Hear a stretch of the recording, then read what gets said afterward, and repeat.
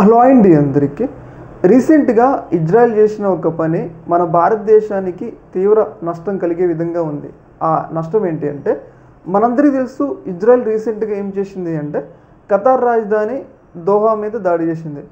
దీనివల్ల Arab countries అన్నింటిలో కూడా ఒక భయం ఏర్పడింది. ఆ భయం ఏంటి అంటే, రేపు ఇజ్రాయెల్ కూడా తమ మీద దాడి చేస్తుంది అన్న భయం అరబ్ దేశాలు, ముస్లిం దేశాలు అన్నింటిలో ఏర్పడింది.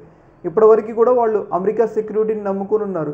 రేపు ఇజ్రాయెల్ మాటలు నమ్మి అమెరికా తమకి సెక్యూరిటీ కల్పిస్తుందో లేదో అన్న భయంలో ఈ అరబ్ కంట్రీస్ అన్నీ ఉన్నాయన్నమాట. దీని ద్వారా ఏంటి అంటే వాళ్ళు డిఫెన్స్ కోఆపరేషన్స్, ముఖ్యంగా ఇస్లామిక్ దేశాల్లో అత్యంత బలంగా ఉన్న డిఫెన్స్ ఏదైనా ఉన్నది అంటే పాకిస్తాన్. ఎందుకు పాకిస్తాన్ డిఫెన్స్ అంత బలంగా ఉన్నది అంటే, వాళ్ళు మొదటి నుంచి కూడా న్యూక్లియర్ వెపన్స్ అని డిఫెన్స్, అంటే మన దేశంతో యుద్ధం వచ్చినప్పటి నుంచి కూడా వాళ్ళు డిఫెన్స్ని చాలా బలం చేసుకున్నారు. అందువల్ల కూడా పాకిస్తాన్, ఇస్లామిక్ దేశాల్లో పాకిస్తాన్ డిఫెన్స్ పరంగా చాలా బలంగా ఉంది.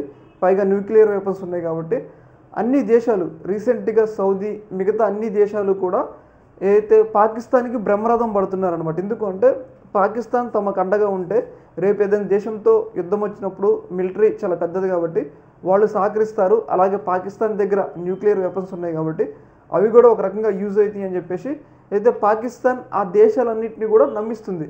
దాని ద్వారా ఏంటంటే అరబ్ కంట్రీస్ అన్నీ కూడా పాకిస్తాన్ నమ్మి పాకిస్తాన్కి డబ్బులు ఇవ్వడం ద్వారా పాకిస్తాన్ ఇంకా బలపడిద్ది అనమాట. అలా బలపడితే ఎవరికి నష్టం అవుతుంది? ఆటోమేటిక్గా మనకి నష్టం అవుతుంది కదా. ఎందుకంటే పాకిస్తాన్ బలపడ్డాడు, వాడు అట్లా ఉంటాడా? వాడు ఎప్పుడెప్పుడు మన భారతదేశం మీద ఉగ్రవాదాన్ని ప్రోత్సహిద్దాం, మన భారతదేశం మీద యుద్ధం చేస్తాం అనే స్థితిలోనే వాడు ఉంటాడు.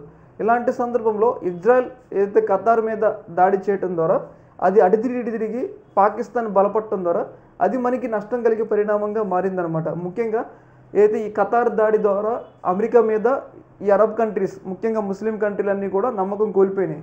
ఇలాంటి సందర్భంలో వాళ్ళందరూ కూడా పాకిస్తాన్తో తమ సంబంధాలను బలపరుచుకుంటున్నారు.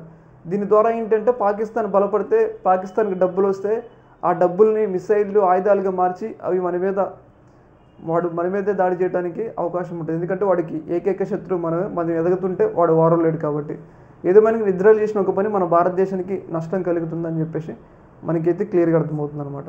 ఈ యొక్క అంశంలో మీ యొక్క అభిప్రాయాన్ని కామెంట్ సెక్షన్లో తెలియజేయండి. ఓకే, మరి థ్యాంక్ యూ.